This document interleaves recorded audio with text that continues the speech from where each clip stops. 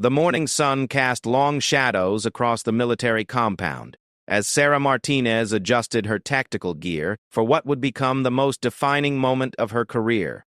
At 28, she had already earned respect among her peers as one of the most skilled communication specialists in the unit. But today would test everything she had learned about courage, protocol, and standing up for what was right. The briefing room buzzed with tension as officers filed in for the emergency meeting. Something had gone wrong with Operation Ghost Viper, the classified mission that had been months in planning. Sarah could see it in the tight expressions of the senior staff, the way conversations died when certain names were mentioned, and the unusual presence of officials she didn't recognize. Colonel Thompson, a stern man with silver hair and decades of service etched into the lines of his face, called the room to attention. His voice carried the weight of bad news as he began explaining the situation. A reconnaissance mission had encountered unexpected resistance. Equipment had malfunctioned. Communication had been lost with a team of 6 soldiers who were now missing behind enemy lines. Sarah listened carefully, her trained ear picking up inconsistencies in the official account. She had been monitoring communications during the mission's early phases and knew that certain details being presented didn't match what she had observed. Radio chatter she had documented told a different story about the timeline of events and the decisions that had led to the current crisis. As the briefing continued, it became clear that someone was being set up to take the blame for the mission's failure. A junior officer, Lieutenant Rodriguez, was being painted as the scapegoat for what appeared to be a series of command failures and inadequate intelligence. Sarah watched as the narrative was carefully constructed, each speaker adding another layer to a story that would protect the higher-ranking officials while destroying a good soldier's career. The room fell into a heavy silence when Colonel Thompson asked if anyone had additional information about the mission. This was the moment when careers were made or broken, when people chose between personal safety and doing what was right. Sarah felt her heart racing as she weighed her options. Speaking up would mean challenging not just the colonel, but several other high-ranking officers who clearly had their stories coordinated. She thought about Lieutenant Rodriguez, a dedicated soldier with a young family whose only mistake had been following orders that came from above. She thought about the 6 missing soldiers whose rescue efforts might be compromised if the real problems weren't addressed. Most of all, she thought about the oath she had taken to serve with honor and integrity. The silence stretched on as officers avoided eye contact, studying their papers or staring at the walls. Sarah could feel the weight of her decision pressing down on her shoulders. Her communication logs were detailed and time-stamped. She had documentation that could expose the truth, but using it would mean going against some of the most powerful people in the command structure. Colonel Thompson was about to move on to the next agenda item when Sarah slowly stood up. Every eye in the room turned toward her, and she could feel the sudden tension that filled the space. Her voice was steady as she addressed the room, though her pulse was racing with adrenaline. "Sir, I have information that contradicts some of the details in this briefing," she said, her words cutting through the silence like a blade. The colonel's expression darkened, and she could see several other officers shifting uncomfortably in their seats. She had crossed a line that most people in her position would never dare to cross. The questions came quickly after that. Where was her evidence? What exactly was she claiming? Who had authorized her to speak up? Sarah answered each question with the precision and clarity that had made her an exceptional communications specialist, but she could feel the room turning against her with each word she spoke. Major Williams, one of the officers who had been building the case against Lieutenant Rodriguez, leaned forward with a condescending smile. "Specialist Martinez," he said, drawing out her rank to emphasize her place in the hierarchy. "I think you may be confused about what you heard." Communication logs can be difficult to interpret without proper context and training. The dismissal was clear, but Sarah had expected it. She had worked with Major Williams before and knew he had a reputation for protecting his own interests above all else. What she hadn't expected was how quickly the other officers would fall in line behind him, nodding in agreement and questioning her competence rather than examining her evidence. "I'm not confused, sir," Sarah replied, keeping her voice respectful but firm. "I have detailed logs with timestamps that show the actual sequence of events. The communication breakdown occurred after orders were changed without proper notification to the field team. Lieutenant Rodriguez was following the original mission parameters when the situation changed. The temperature in the room seemed to drop several degrees.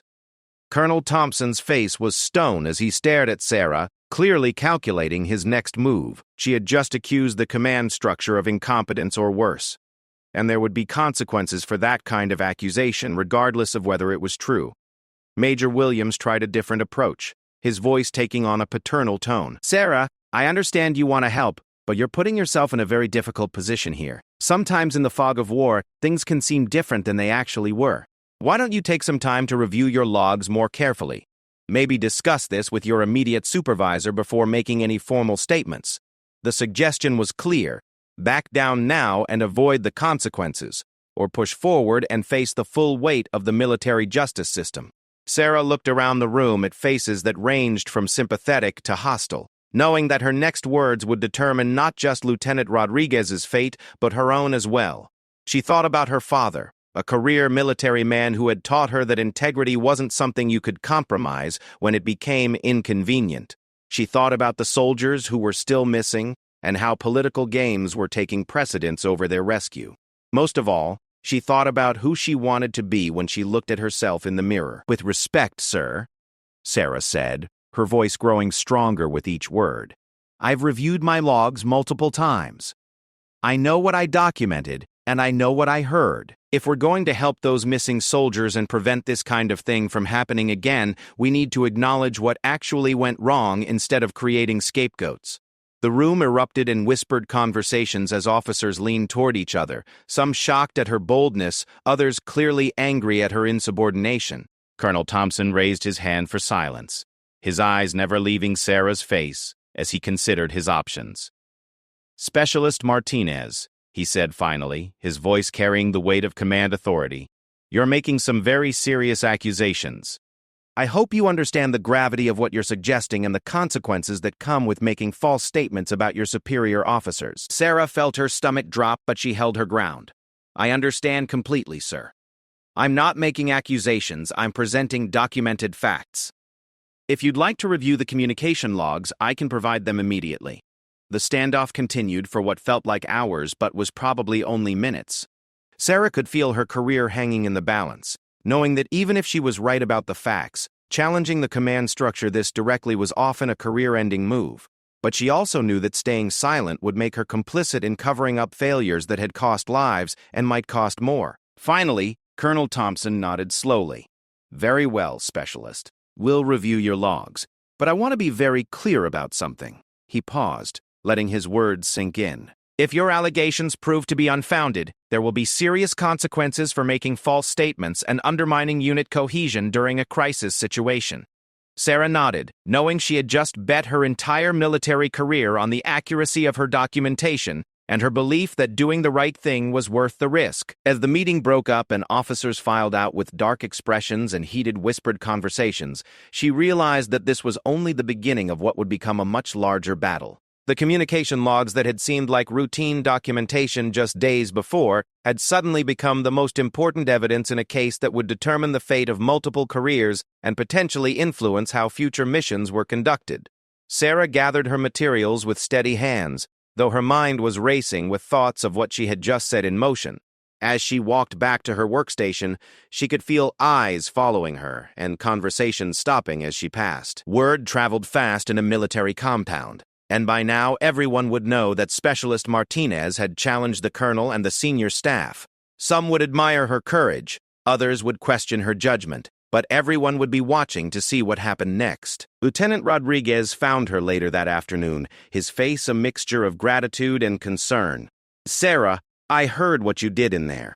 I want you to know how much I appreciate it, but I also want you to understand that you don't have to put your career on the line for me." Sarah looked at the young officer, seeing the weight of worry he carried for both his own situation and now for hers.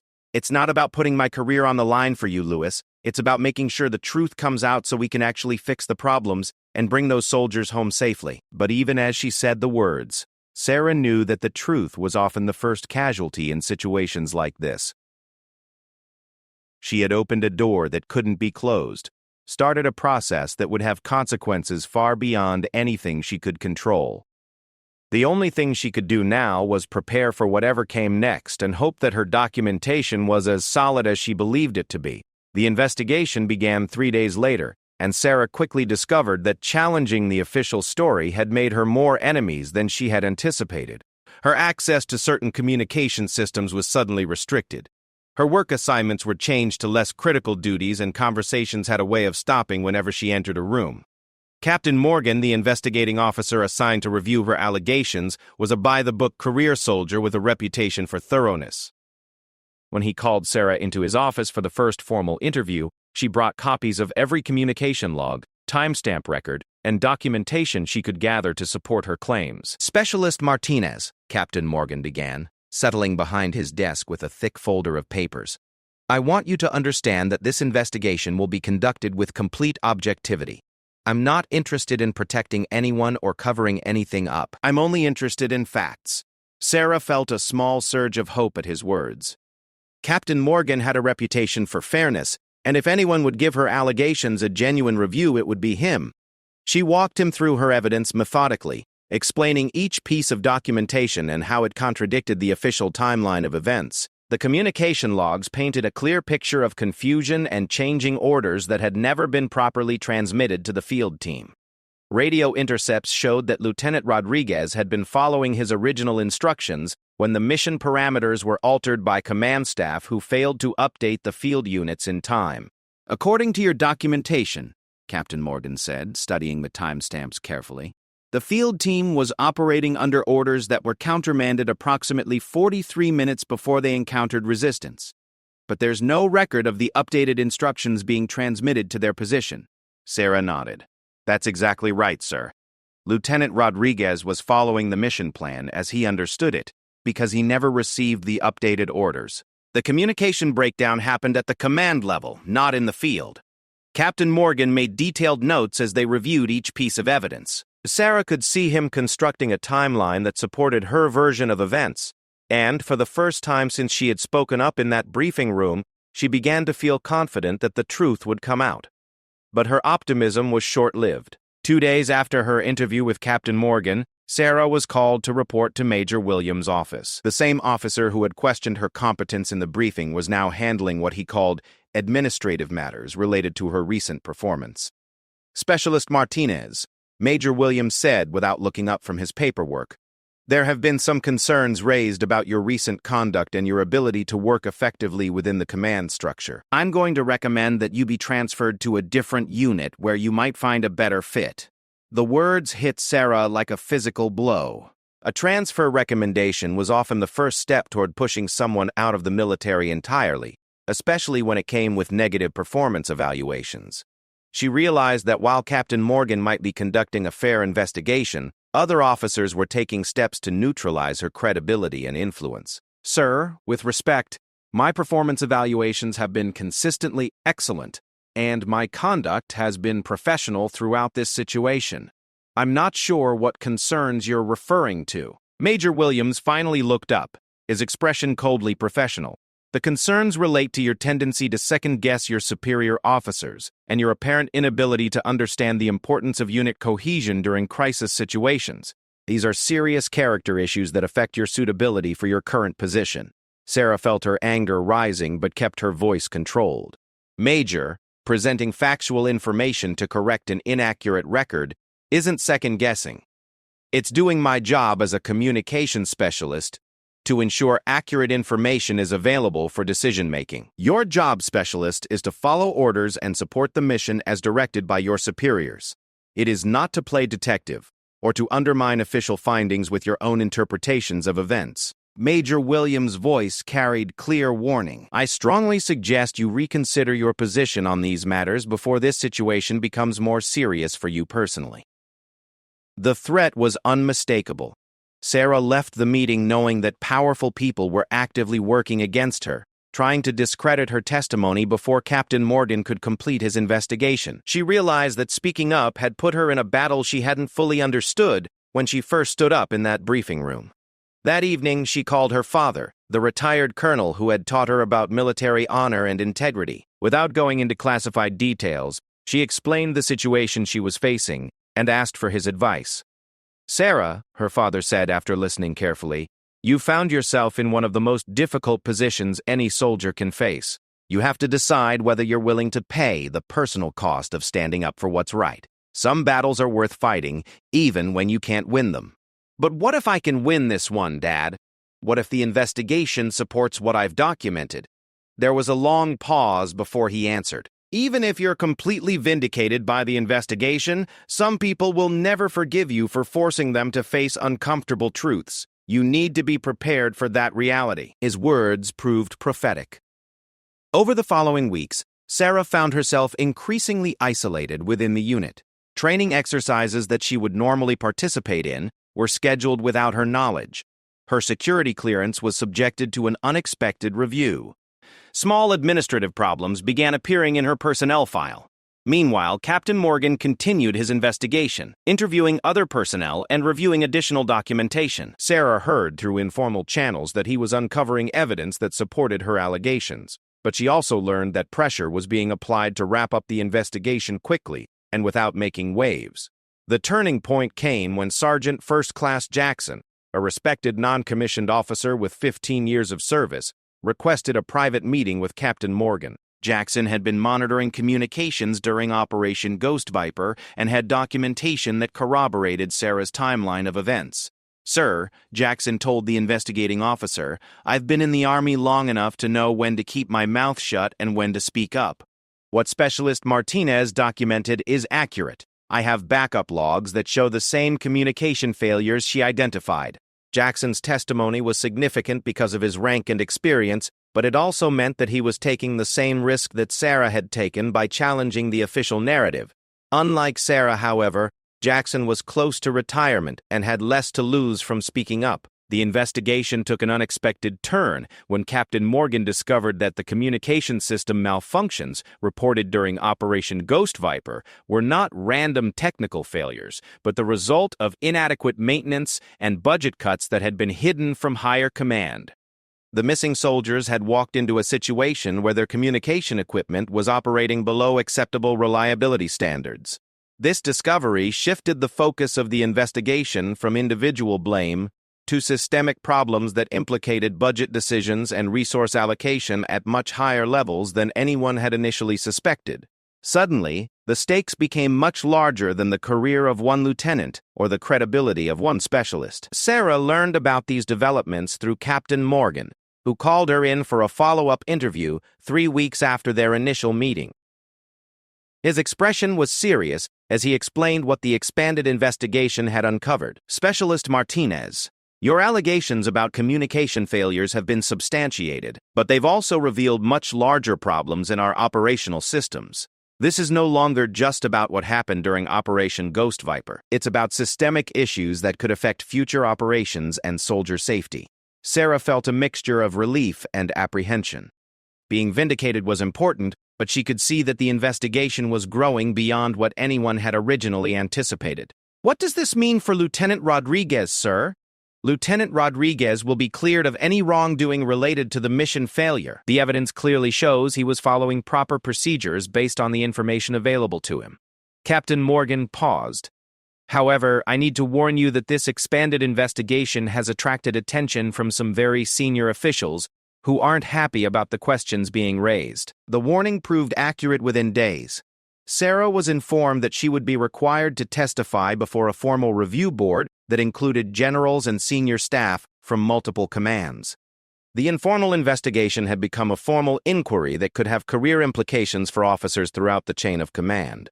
As she prepared for the review board hearing, Sarah realized that her decision to speak up in that briefing room had triggered something much larger than she had ever imagined. The communication logs that had seemed like routine documentation had become evidence in a case that was exposing fundamental problems with military operations and resource allocation. Lieutenant Rodriguez visited her the night before the hearing, his gratitude mixed with concern for what she was facing.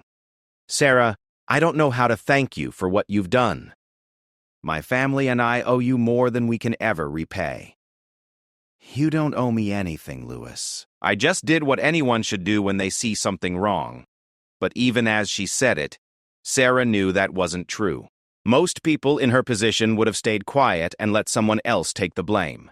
She had chosen a more difficult path, and tomorrow she would face the consequences of that choice. The review board would determine not just the fate of the individuals involved in Operation Ghost Viper, but potentially influence how the military handled similar situations in the future. Sarah spent the evening reviewing her testimony one final time, knowing that tomorrow would test everything she believed about honor, duty, and the courage to do what was right even when it came at personal cost. The formal review board convened in the main conference room of the base headquarters, a sterile space that had witnessed countless military careers rise and fall over the decades. Sarah entered wearing her dress uniform, every ribbon and insignia perfectly positioned, knowing that her appearance and demeanor would be scrutinized as closely as her testimony. General Patricia Hayes presided over the board, flanked by 2 colonels and a brigadier general that Sarah didn't recognize. General Hayes had a reputation as a no-nonsense officer who had risen through the ranks during a time when few women reached such senior positions. Her presence suggested that this hearing was being taken seriously at the highest levels. Specialist Martinez. General Hayes began, her voice carrying the authority of decades of command. You understand that this board has been convened to examine the events surrounding Operation Ghost Viper and the allegations you have made regarding command decisions and communication failures. Sarah stood at attention. Yes, ma'am. Your testimony has initiated a chain of investigation that has revealed significant concerns about operational procedures and resource allocation. Before we proceed, I want to ensure you understand the gravity of this situation and the potential consequences of your statements. The words sent a chill through Sarah, but she maintained her composure. I understand, ma'am. General Hayes nodded to Captain Morgan, who began presenting the findings of his investigation. The evidence was laid out methodically: communication logs, timestamp records, equipment maintenance reports, and testimony from multiple witnesses, including Sergeant First Class Jackson. As Captain Morgan spoke, Sarah watched the faces of the board members, trying to gauge their reactions. The brigadier general took detailed notes, while one of the colonels seemed increasingly uncomfortable as the scope of the systemic problems became clear. The evidence demonstrates, Captain Morgan concluded, that Operation Ghost Viper failed due to a cascade of preventable problems: inadequate equipment maintenance, poor communication protocols, and command decisions that were not properly transmitted to field personnel. Specialist Martinez's documentation has been corroborated by multiple sources. General Hayes turned her attention to Sarah. Specialist Martinez, please present your testimony in your own words. Sarah had prepared for this moment for weeks, but standing before the board, she felt the weight of everything that had led to this point. She began with the events of the morning when Operation Ghost Viper commenced, walking through each communication she had monitored and documented. At 0847 hours, Sarah testified, I logged an incoming transmission from Colonel Thompson directing a change in the mission timeline. However, my review of outgoing communications shows that this change was never transmitted to the field team leader, Lieutenant Rodriguez. He continued operating under the original mission parameters because he never received updated instructions. She continued methodically through her evidence, explaining how equipment failures had been masked by incomplete maintenance reports, and how budget constraints had led to using communication gear that was operating below recommended reliability standards. The missing soldiers, Sarah concluded, were operating with compromised equipment under orders that had been changed without their knowledge. Lieutenant Rodriguez made the best decisions possible based on the information available to him, but he was set up for failure by systemic problems beyond his control. When Sarah finished her testimony, the questioning began.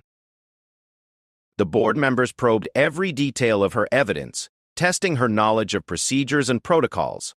Colonel Barnes, one of the board members who had seemed uncomfortable during Captain Morgan's presentation, took a particularly aggressive approach. Specialist Martinez, Colonel Barnes said, leaning forward, you've made serious accusations about your chain of command. Don't you think it's presumptuous for someone at your level to question decisions made by officers with decades more experience? Sarah had expected this line of questioning. Sir, I'm not questioning the experience or judgment of my superior officers. I'm presenting documented evidence about what actually happened during the operation. My rank doesn't change the facts recorded in these communication logs. but your interpretation of those facts might be influenced by your limited understanding of the bigger picture. Colonel Barnes pressed. How can you be certain that what you perceived as failures weren't actually part of a larger strategy you weren't aware of?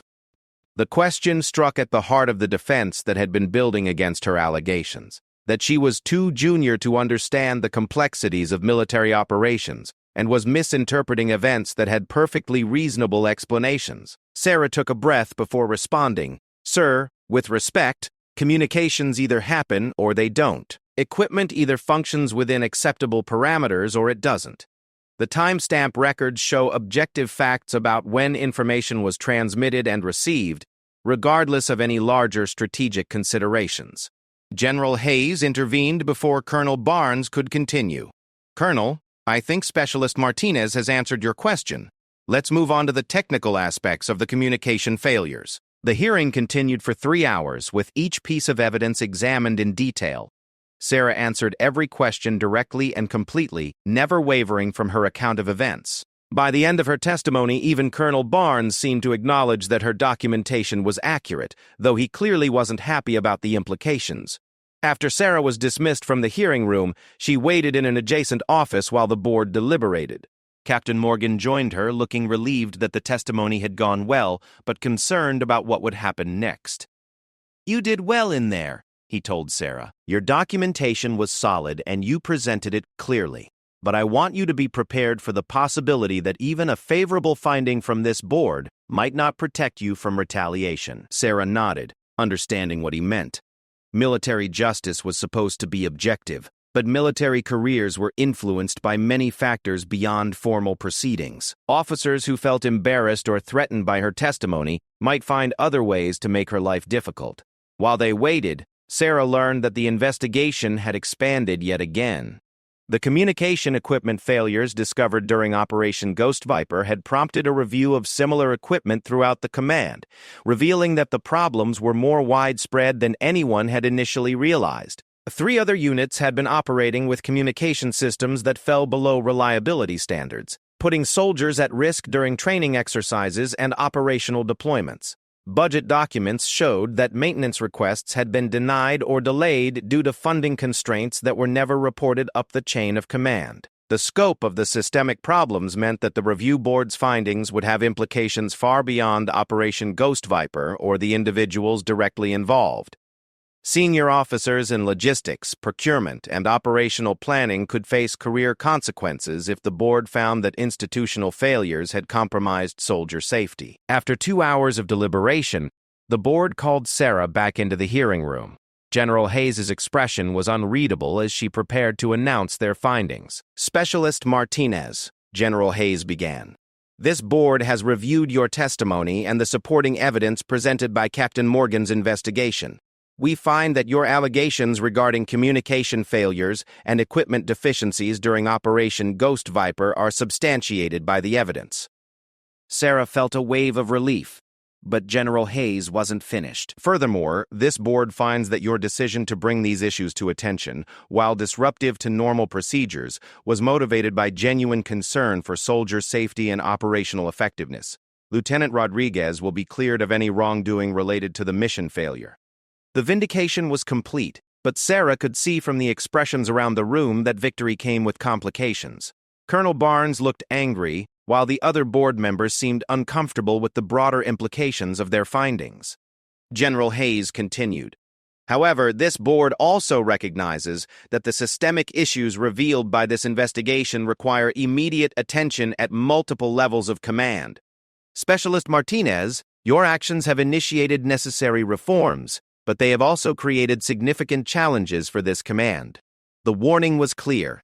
Sarah had been proven right, but being right didn't necessarily make her popular or ensure her future success within the organization she had criticized. This board recommends that Specialist Martinez be commended for her attention to detail and her commitment to accurate documentation.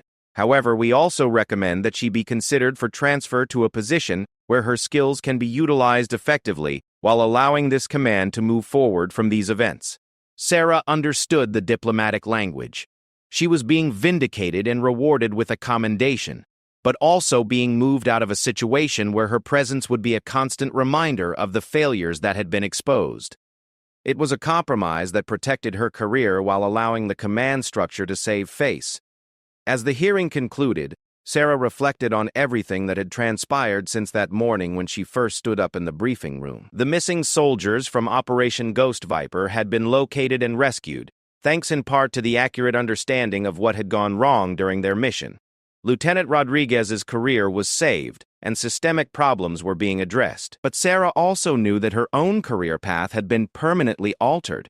She had proven that doing the right thing was possible, but she had also learned that it came with costs that couldn't be avoided. The commendation would help her career in the long term, but the relationships and trust she had built within her current unit could never be fully restored. That evening, as she prepared for whatever assignment would come next, Sarah received a call from an unexpected source. General Hayes had requested a private meeting to discuss her future options and to offer guidance based on her own experience navigating challenging situations during her career. The meeting would provide Sarah with insights about how to move forward from a situation where doing the right thing had made her both a hero and a problem that needed to be managed carefully. General Hayes's office was located on the top floor of the command building, with windows that overlooked the training grounds where Sarah had spent countless hours honing her skills as a communications specialist. The general gestured for Sarah to take a seat across from her desk, creating an atmosphere that felt more like a mentoring session than a formal military meeting. Specialist Martinez, General Hayes began, her tone much more personal than it had been during the formal hearing. I asked to meet with you because your situation reminds me of challenges I faced early in my own career. Sometimes doing the right thing puts you in a position where you need guidance about what comes next. Sarah had been curious about this meeting since receiving the invitation. General Hayes was known for being direct and practical, qualities that had helped her navigate a military career during times when women faced additional obstacles to advancement. Ma'am, I appreciate the opportunity to speak with you. I have to admit that I'm not entirely sure what my options are going forward. Engineers Hayes nodded. That's exactly what I expected you'd be feeling right now. You've been vindicated by the review board, and your actions have led to important improvements in operational safety. But you've also learned that being right doesn't always make life easier within an organization. The general moved to the window, looking out at the training grounds below. When I was a young officer, I found myself in a situation where I had to report safety violations that were being ignored by my superiors. I was right about the problems, and eventually the issues were corrected. But it took years for my career to recover from being seen as someone who wouldn't stay quiet when things went wrong. Sarah listened carefully, understanding that General Hayes was sharing more than just career advice. She was providing perspective from someone who had faced similar choices and lived with the consequences. The difference between your situation and mine, General Hayes continued, is that your documentation was so thorough and your presentation so professional that you've actually enhanced your reputation in some circles while damaging it in others. The question now is how to leverage the positive aspects while managing the negative ones. General Hayes returned to her desk and pulled out a folder that Sarah hadn't noticed before. I've been reviewing your personnel file and your performance evaluations. Your technical skills are exceptional, and your attention to detail is precisely what we need in certain specialized positions. I have 3 options to discuss with you. The first option was a transfer to a training command where Sarah would be responsible for developing communication protocols and training materials. It would be a promotion in responsibility if not in rank, and it would allow her to influence how future soldiers were prepared for the kind of communication challenges that had contributed to Operation Ghost Viper's problems. The advantage of this position, General Hayes explained, is that it recognizes your expertise and gives you a platform to make positive changes on a larger scale. The disadvantage is that it removes you from operational units, where you might feel more directly connected to the mission. The second option was a lateral transfer to a different operational unit, one that specialized in complex communication systems and had a reputation for valuing technical expertise over political considerations. Sarah would continue doing the type of work she had been trained for, but in an environment where her willingness to speak up about problems would be seen as an asset rather than a liability. This option keeps you in the operational environment where you seem most comfortable, General Hayes noted, but it also means starting over in terms of relationships and unit dynamics. Some people there will know about your role in the Ghost Viper investigation, and you'll need to prove yourself all over again. The third option was the most intriguing and the most challenging. General Hayes explained that there was a growing need for communication specialists who could serve as liaison officers between different commands and branches of service. These positions required people who could identify and resolve communication problems before they led to operational failures. This type of work, General Hayes said, specifically needs people who aren't afraid to ask difficult questions and challenge assumptions when necessary. Your experience with Operation Ghost Viper actually makes you more qualified for this kind of position, not less. The liaison role would involve more travel and more interaction with senior officers from different commands, but it would also provide opportunities for advancement and the chance to influence policy at higher levels. It was a path that could lead to significant career growth for someone willing to take on challenging assignments. Sarah considered each option carefully, thinking about what she had learned about herself during the Ghost Viper investigation. She had discovered that she couldn't stay quiet when she saw problems that affected soldiers' safety, even when speaking up came with personal costs. That realization would need to influence whatever decision she made about her future. "General Hayes," Sarah said finally, "may I ask what you think is the best choice for someone in my situation?" The general smiled. "I was hoping you'd ask that question. Based on your demonstrated skills and the way you handled the pressure during the investigation, I think you'd excel in the liaison role. It's challenging work, but it's exactly the kind of position where your particular combination of technical expertise and moral courage would be most valuable." General Hayes paused before continuing. "However, I also want to be completely honest with you about what that path would involve. You'd be working in environments where you'd frequently encounter the kind of institutional problems that led to Operation Ghost Viper. The work would require you to challenge established procedures and question senior officers on a regular basis. It's not an easy career path." Sarah thought about her father's advice about choosing battles that were worth fighting even when you couldn't win them. The liaison role would essentially be choosing to make that kind of battle her career specialty. "Ma'am, I think the liaison position is exactly what I'm looking for. The Ghost Viper situation taught me that I can't do work that requires me to stay quiet about serious problems. If there's a role where questioning things and speaking up is actually part of the job description, that sounds like where I belong." General Hayes nodded approvingly. "I thought that might be your answer. I've already spoken with the command structure for the liaison program, and they're interested in interviewing you. The position would come with a promotion to sergeant and specialized training in intercommand communication protocols." The promotion was significant, representing recognition of Sarah's capabilities and potential for leadership. More importantly, it provided a path forward that aligned with her values while utilizing the skills she had demonstrated during the challenging months following Operation Ghost Viper. As the meeting concluded, General Hayes offered one final piece of advice. "Specialist Martinez, what you did during the Ghost Viper investigation was necessary and courageous, but it was also just the beginning of what I think will be a very interesting career. The military needs people who can identify and solve problems before they become crises. Don't let anyone convince you that being willing to speak up is a weakness." Sarah left the meeting feeling optimistic about her future, for the first time since she had stood up in that briefing room months earlier. The investigation had been difficult and costly in personal terms, but it had also revealed strengths and capabilities she hadn't known she possessed. 3 weeks later, Sarah received orders for her new assignment. The liaison position would begin with 6 months of specialized training at a joint communications school, followed by her first assignment working with a multi-service task force on communication system standardization. Lieutenant Rodriguez, now cleared of all charges and back to full duties, sought her out before she left for her new assignment. His gratitude was evident, but Sarah could also see that he had learned important lessons about speaking up when things went wrong. "Sarah, I want you to know that what you did has changed how I think about leadership and responsibility. If I'm ever in a position where I see problems that could affect soldier safety, I won't stay quiet about them. You showed all of us what real courage looks like." Sarah reflected on his words as she packed her belongings for the move to her new assignment. The Ghost Viper investigation had begun with a simple decision to present accurate information when she saw that the official story was wrong. That decision had led to months of challenges, stress, and uncertainty, but it had also resulted in meaningful changes that would improve safety and effectiveness for future operations. More importantly, it had shown Sarah that she could trust her own judgment and find the courage to do what was right even when it was difficult.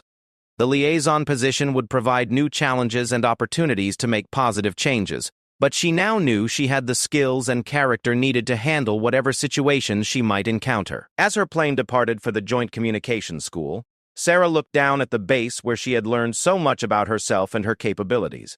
The words she had spoken in that briefing room, challenging the official version of events that would have destroyed an innocent officer's career, had changed everything about her future. But looking back, she couldn't imagine having made any other choice.